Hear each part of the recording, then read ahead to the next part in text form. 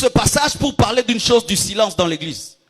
Bien aimé, quand on prêche dans l'église, le seul bruit, ça doit être les amens et les gloires à Dieu. Dites amen. Amen. Le seul bruit, c'est celui-là. Mais ce n'est pas que tu causes avec ta femme à l'église. Ici, ce n'est pas votre maison. Ici, ce n'est pas votre chambre.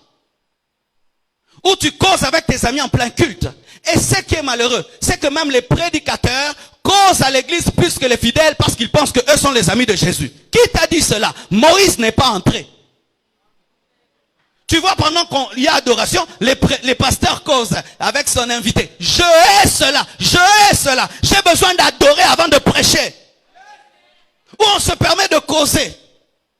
Le culte a lieu, les gens causent. On cause parce qu'on est des super spirituels. D'ailleurs, la véritable spiritualité t'amène à être un bébé qui dépend toujours du lait. Lorsque la spiritualité d'un homme commence à l'empêcher d'écouter la parole, il n'est plus spirituel. Les hommes spirituels aiment écouter la parole. Et un homme qui aime écouter la parole n'aime pas les dérangements. D'ailleurs, les vrais hommes spirituels fuient certains voisins qu'ils connaissent être dérangeants. Frère, on cause en plein culte. On critique en plein culte. En plein culte, vous critiquez. Vous médisez en plein culte. Vous parlez en plein culte.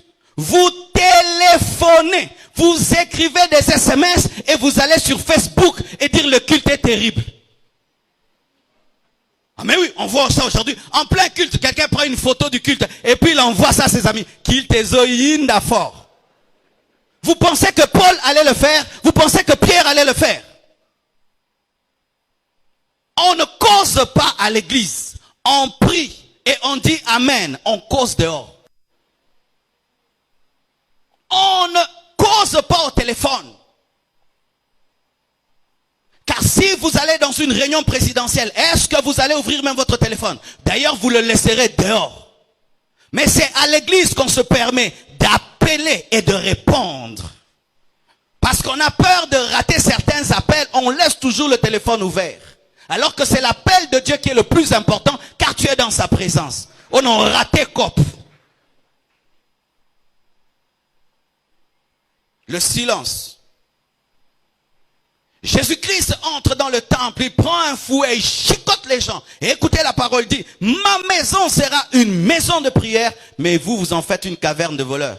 Pourquoi? Parce que dans le temple, qu'est-ce qui se passait? Il y a des gens qui se faisaient de l'argent dans le temple parce qu'ils amenaient des animaux qu'ils revendaient aux gens qui veulent offrir à Dieu. Parce qu'il y avait une longue